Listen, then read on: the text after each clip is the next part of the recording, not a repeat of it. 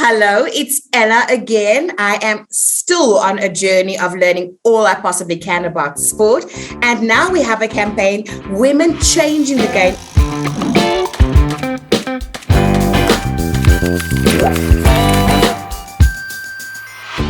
In honor of Women's Month, I get to speak to the iconic Portia Modise.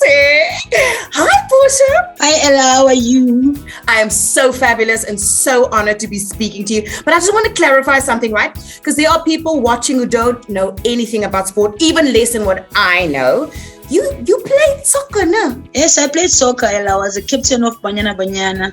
I'm still the top goal scorer in Africa with 102 goals. So, yes, I was that star. You are that star. You never stop being a star, even if you start playing in the formal format.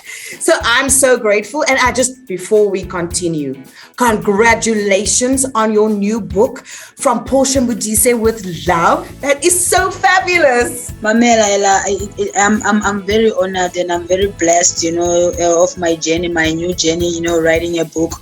Because it came, that idea, it came out of my other journey of me playing football.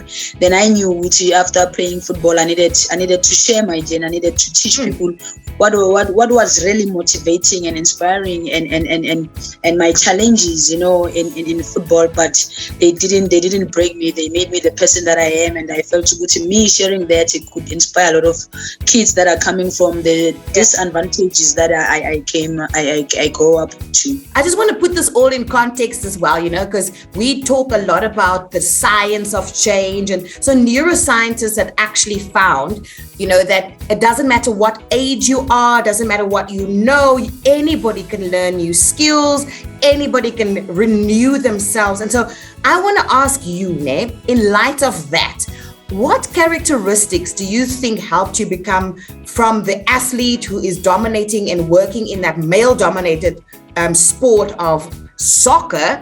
How did you go from that to becoming a published author? I think my attitude, my personality, me being true to myself, knowing my worth, knowing my efforts that I put in my work, I think it made me the person that I am, that I can shift, from football. Because if I didn't have the strong character that I have, I don't think I was gonna be able to even think after football that I need to shift. I was gonna remain in that space because that's the only thing that I knew. But I understood while I was doing that, there are a lot of things that I've learned also in that journey. I don't have to be stereotyped. I can take something out of that, what I've learned in my journey, and put it to business and try to build other people. Because as much as we have these stories, we don't share. And there are people that are looking, they see us on TV, they think Tina, we didn't come across, the things that Bona they facing. Tina, we had the West. It's just that when we out there on TV, you see us being glamorous, being polished, and you think Tina, we're coming from this perfect world. And no, we're not. So I took that and I made it a business to say there are a lot of people who need this motivation. There are a lot of people who need to be inspired out there. What are some of the challenges you did face as a woman in sport? Being a woman, being an LGBTIQ plus woman, playing sports, sometimes it's very difficult because you don't get to be you. You don't get to express yourself the way you feel. Because people, sometimes you find yourself being amongst the straight women, and they always think maybe because when you gay, you always want to hit on them. And it's not even about that. That is my life out of my working place. In my working place, this is me presenting myself as an athlete, someone that is willing to inspire and show other young girls out there, which it doesn't matter which you are, a girl or a boy, but if you gifted, we can do this, right? So now being not being paid equally while we're doing the very same thing, not being given a voice enough, not being given opportunities that you deserve. You see a guy being in the same space like you, and you dominate that guy, but you will always get the privileges. I wouldn't get the privileges because I'm the woman. Those are the challenges that I think I've learned, in my journey being a woman. Has any of those challenges changed how you see yourself? Never. They'll never change the way I see myself. Instead, they inspire me to try to change those who see me differently, trying to teach them each and every day that we're still a human being, we're normal like any other human being. If you wanna look at me not as human, then that's when you start to have problems. But if you look at me first as a human, leave other things, because now in your background there's other things that you do. You're dating people we don't know and we don't care. So I respect those boundaries. I wish people there could learn how to respect people's boundaries, where they can go, where they can't go. So I think they didn't break me. I try every day. If some people they come negatively, and take that very positively and try to teach them, who am I or who we are. The change scientists and the neuroscientists have also found that if you make changes in one area of your life and empower yourself there, that it spills over to other parts of your life as well. Did you find that? Yes, like I said, I did find that, like I said, Gucci, I never knew anything else than football. I grew up in football. The things that I've learned in football, me being disciplined, me knowing how to keep time, respecting other people, treating people differently, because you approach by different people every day. They love you, they hate you, they in between. You need to know how to associate with those people, Lala, because end of the day, those are the people that supported you throughout your career. As much as some of them, when they see you, they become so excited, not even know how to handle you. Some of them, they end up spoiling their excitement So but you need to be always how to be able to handle those people and understand their emotions towards you. And when you always have to bring the best, out of their negativity, because for a fact they didn't come to you being negative. It's just that they're excited and they don't know how to share their excitement with you. So they also say that, we learn more about ourselves and life from a failure than we do when things are going right. Is there a moment that you can remember where you had something go so badly? I'm thinking about, when it was the African Women's Championships, the final in 2012, that started so great and then boom, you just suffered a defeat. I guess I would say my disadvantage, it was a failure to me, the way I grew up. It didn't give me a lot of privileges, to become the best player that I wanted. Because if I had, the privileges like any other kids, I'm 100% sure I would be playing all over the world, and I was going to make exactly the mark that I really wanted to make, me personally as an athlete. But I don't know. I've learned from that, and I've changed it. I took it very positive. I never wanted to look at negative things. When I was kicked out in the national team, 2010, not being part of the team when we hosted the Africa Cup of Nations, just because I was fighting for rights, as women, being abused by a coach. When I was kicked out, that was negative. But I always look back and say, you need to remember, you are a very strong woman. You are very vocal, and a lot of people, they don't like that about other people. When you know what you stand for, people, when they know they can't mess up with you, they wouldn't like you. So I didn't expect to be liked. Probably I changed my mind from wanting to be liked and not being liked. I started to be comfortable of, I know I'm not being liked for the truth, so I'm okay with that. That is my happiness. So if I was able to take that and make it positive, bring everything, nothing will distract me. What do you think contributed the most to your success? Was it like a quick thing, or did you have to take small Anyana steps towards your ultimate goal? I think it was a journey that was built slowly, but surely. I think I will always tell you about my background. My background, Joe. It didn't give me peace. I felt I deserved better. I was not born to stay in this disadvantaged situation. And when I saw what I was gifted, I felt everything happened for a reason. I can't be born and be able to play this thing, and while this thing is being named, which is dominated by a male, but I can even play better than men. So this thing was a calling, this thing was a gift, and I felt good. This was the direction of me being successful.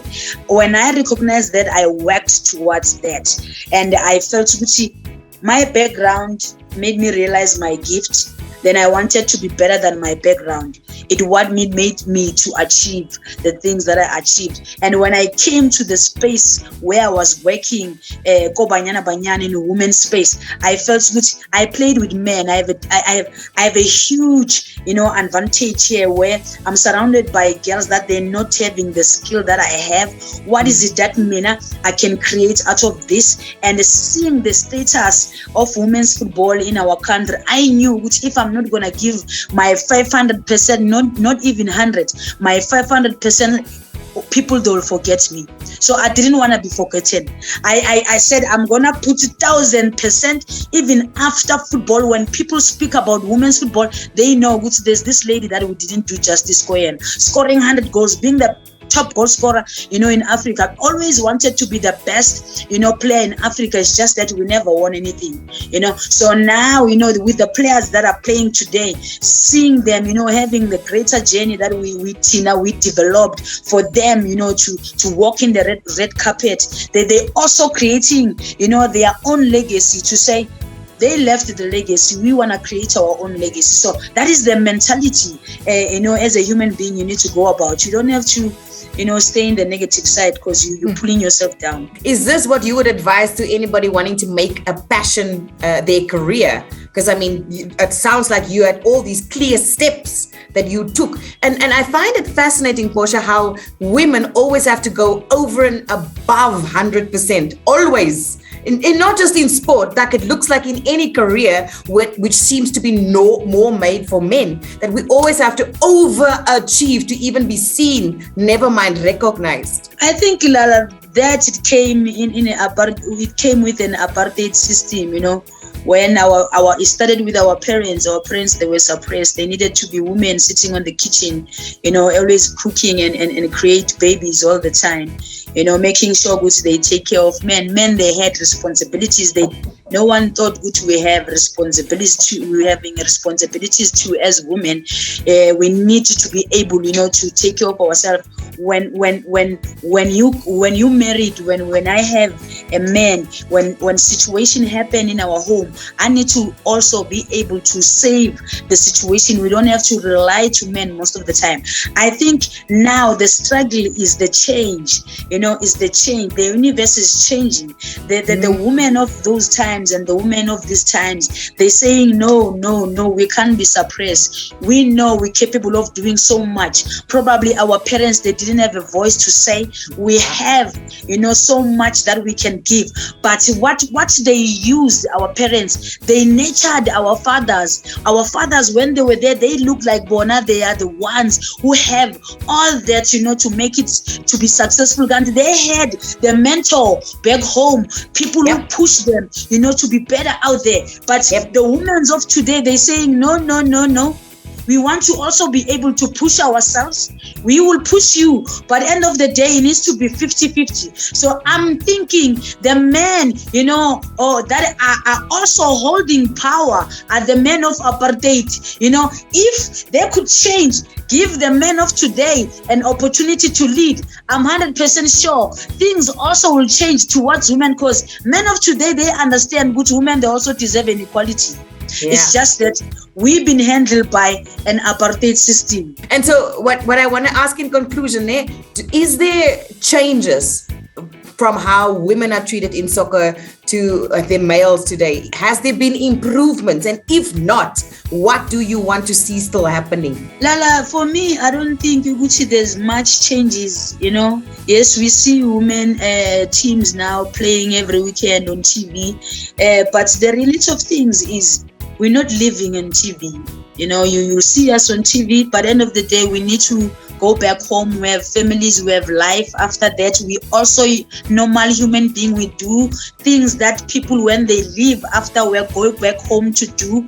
Not we do those things because we treat our football space as a working space. right? Now, if I'm in my working space, then I go home, I can't be able to even provide bread after working, I can't even take care of myself. That, it doesn't say there's a change.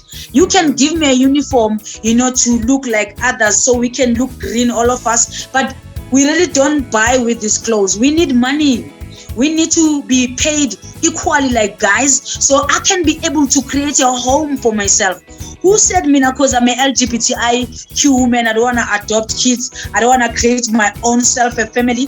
And now, after I can create that, where do I put my family? Because I don't even have money to buy a house. No one think I deserve as a footballer, to live like a normal human being that goes to work, the person that pays tax, the person that could go and buy petrol when we lose the rate of money. Also, I'm also infected, as a footballer. So when people says women's football is getting better, how it's getting better if I can't take care of myself as an athlete, if I can't have a living out of what I do, I still underpaid, so it's a problem. It's not has been changed. But if so, what do we do? What do we do? I mean, I hear you, but what do we do? If they want it to change, Lala, you see Sundowns men's team is adopted ladies under their wings because they already have the facilities, they have a good structure that they could help those women to use those structures and to be better. Already they put them under their salary month basic, and now they're getting to be paid. Even it's not that much, but they could buy toiletry, they could pay, they could pay their rent, dignity. So now if all the teams that are playing for PSL, they can do that, adopt every ladies teams and give those ladies a proper structure where they could have 5 teams under their first teams, because now we only have 1 teams in the women's teams, whilst when you see Sundowns men team, they almost have 5 or 7 structures that they're gonna support the senior. When these ones retire, there's a chain that is regenerating. They're promoting players. We also need that structure in the women structure to say we don't need to see Sundowns women's team only having 1 team. They must also have 5 or 6 structures so that women's football could be a cycle regenerate. When others retire, others they're getting an opportunity, so we could build our legacy to be strong. Now, when you have only 1 official match, every weekend, we can be those cutting razors. You can have 2 official match, or you can play us, then later you play our men. Then people they'll get used to see a woman playing. And if those supporters, they were paying $60 to come and watch that 1 official game, make it 100. These guys, they just giving us a slot to make our living, to grow women's football. You'll still take your $60, give us this 40, so we can maintain women's football, so everyone could look professional. So when we qualify for these big tournaments, we can be able to compete, because now we'll be having a proper structural league. These girls, they will take it serious. They will invest in their talent, just because they know now they're playing professional. So now they can invest. So now they come invest, Lala, because I need to juggle 5 jobs alone. I want to be a soccer player, I'm an engineering, I'm a cleaner, I'm working in a restaurant, I'm trying to make a living. So that's it's abuse. It's abusing to women. Like you said, we need to put 500% before we've been taken seriously. So I think if they could change that mentality. Check now, Lala, Banyana is doing so well in the AFCON. Banyana is winning. He played 6 games. They won 6 games. Now they've been in the final. I know what hurts me the most is those girls. They've been showing to our country, Gucci, they deserve a better treatment. Leave the gender, see the athletes. Leave the gender, see the athletes. because if you're looking at us with the gender problems, now you wouldn't respect us as athletes. But when you look at men, you look at men, you feel good. These are the people that they deserve to be taken care of because they have families back home. Who said, Tina, we don't have families that raised us, that we still need to go back and say thank you to make me the person that I am today? I'm this person who's representing the country. They use me to represent the country, but I mean, I can't go back home and say thank you, ma, I buy you a house out of my gift. But guys, they're able to do that. Then they look like Bona. They can think they make sense. Give us that opportunity. You'll see which will make sense even 10 times. Thank you, Portia. Thank you. Askisi, man, we have got to wrap it here. The passion is real. I'm so grateful I got to speak to you. You are inspiring beyond. Yeah. May with Portia with Love go beyond, and may your passion continue to inspire a new generation. Thank you for your chat. Lala, thank you so much for inviting me, and I hope I'll inspire a lot of women. I always say we are Isimbogodo, women in Bogodo, and we need to carry that so we can teach our kids, which they need to stand up for themselves, because if not, we need to start to change the game and for the young ones. So I'm saying big up to Banyana. Hopefully they'll win the final, and the country too, they'll be start wearing Banyana jersey to support those ladies. Portia, thank you so much for chatting me with for Women Change the Game for Women's Month. I am sure many women will be inspired by your passion. Thank you, Lala.